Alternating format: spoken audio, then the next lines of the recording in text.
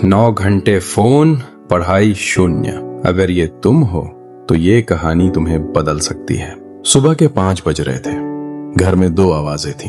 एक करघे की, खड़ खड़ खड़, पिता बैठ चुके थे। दूसरी अलार्म की। कबीर का हाथ उठा। आंखें बंद थीं लेकिन अंगूठा जाग चुका था। अलार्म बंद, फोन खुला और जैसे रोज होता था 2 घंटे गायब हो गए। बाहर करघा अभी भी चल रहा था। कबीर का दिन वो शुरू होने से पहले ही खो चुका था। चंदेरी, मध्य प्रदेश का एक छोटा सा कस्बा जहां गलियों में करघों की लय हवा से पहले कानों तक पहुंचती है। कबीर के पिता बुनकर थे। सुबह 5 से शाम 7 एक एक धागा जोड़कर चंदेरी साड़ियां बुनते। उनकी उंगलियां इतनी थक जाती कि रात को सीधी भी नहीं होती थी। माँ सुबह 4 बजे उठकर करघे में ताना बाना लगाती, धागों को सेट करती। उनकी उंगलियों पर निशान पड़ चुके थे, गहरे, पक्के, पुराने। कबीर 20 साल का था, आखिरी साल की पढ़ाई में। सपना कोई पूछता तो कहता कुछ ना कुछ तो करूंगा। बस यही उसकी पूरी योजना थी। लेकिन कुछ करना फिलहाल बस इतना था, सुबह से रात तक उस 6 इंच की स्क्रीन में खोए रहना। हर सुबह वही खेल। अलार्म कहता उठो, हाथ कहता थोड़ी देर और फोन कहता पहले मुझे खोल। हर रोज फोन जीतता, एक रील से दूसरी, दूसरी से तीसरी, बस यही आखिरी। और हर बार वही झूठ दोहराया जाता था। कॉलेज में पिछली बेंच, ऊपर गुरुजी पढ़ा रहे थे, नीचे कबीर स्क्रीन चला रहा था। कभी कुछ मजेदार दिखता तो होठों पर हल्की मुस्कान आ जाती। दिन भर चेहरे पर बस यही एक हरकत थी। दोपहर को मां पूछती पढ़ाई कैसी चल रही है? कबीर कहता ठीक है मां। कमरे में जाता, किताब बस्ते में बंद, फोन हाथ में खुला। और रात को सोने से पहले बस थोड़ी देर।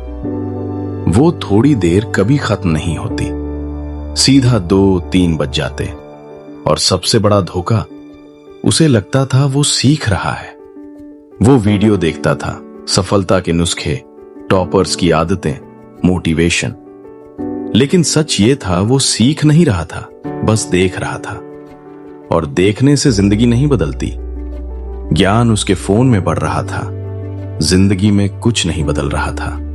स्क्रीन पर बिताया वक्त 9 घंटे, पढ़ाई शून्य, सपना कुछ तो करूंगा, हकीकत कुछ नहीं हो रहा।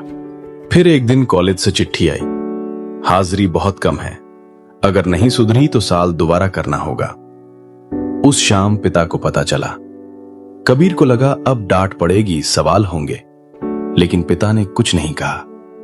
बस एक पल को हाथ रुके, कबीर की तरफ देखा, एक लंबी गहरी खामोश नजर, फिर चुपचाप करघे की तरफ मुड़ गए। उस खामोशी में जो था वो किसी चीख से कहीं ज्यादा भारी था। उस रात कबीर छत पर लेटा था, फोन हाथ में था।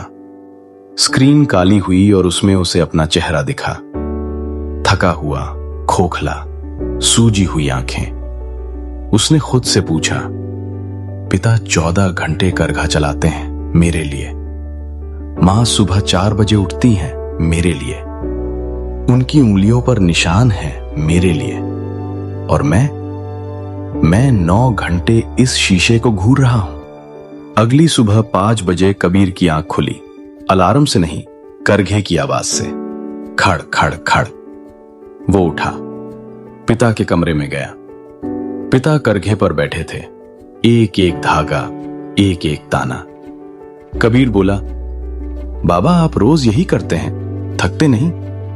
पिता रुके, कपड़े को छुआ, फिर बोले, देखिए कपड़ा एक एक धागे से बुना है, अगर एक भी धागा टूट जाए तो कमी आ जाती है। और अगर मैं बुनना छोड़कर बस दूसरों के बुने कपड़ों को देखता रहूं तो क्या मेरा कपड़ा खुद बुन जाएगा? कबीर चुप था। पिता बोले, तेरा हर दिन एक धागा है, अगर उसे सही से बुन ले जिंदगी बन जाएगी। और वो फोन हर बार उठाता है, एक धागा टूटता है।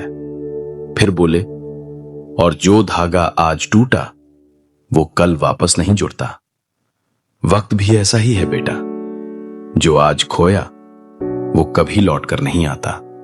उस शाम कबीर ने फोन बंद किया, दराज में रखा, ऊपर मां का पुराना दुपट्टा रख दिया। पहले 3 दिन जैसे शरीर लड़ रहा था, हाथ बार बार जेब में जाते, खालीपन अजीब लगता। लेकिन चौथे दिन सुबह की चाय का स्वाद पहली बार महसूस हुआ, करघे की आवाज पहली बार सुनी। 1 हफ्ते बाद ध्यान लगने लगा। 15वें दिन कबीर को अपनी आवाज सुनाई दी, तू कर सकता है, बस कर। 30वें दिन कबीर को खुद पर काबू आ चुका था। अगले 4 महीने उसने सच में पढ़ाई की, परीक्षा दी, नतीजा आया। कबीर अच्छे अंकों से पास हुआ। उस शाम उसने फोन उठाया, सैकड़ों सूचनाएं आई। कबीर मुस्कुराया और फोन जेब में रख लिया। इस बार फोन उसका था, वो फोन का नहीं। बाहर पिता करघे पर बैठे थे, एक एक धागा बुनते हुए। कबीर ने उन्हें देखा और समझ गया, जिंदगी छलांग से नहीं बदलती, रोज के धागों से बदलती है। और जो शोर तुम्हारे धागे तोड़ रहा है उसे रख दो, बस 30 दिन। तुम्हें अपनी आवाज सुनाई देगी जो इस स्क्रीन के शोर में कहीं खो गई है। ऐसी ही जिंदगी बदलने वाली कहानियों के लिए नरेटिव स्पार्क को सब्सक्राइब करें और इस कहानी को उस इंसान तक जरूर भेजें जो अपना हर धागा उस स्क्रीन में खो रहा है।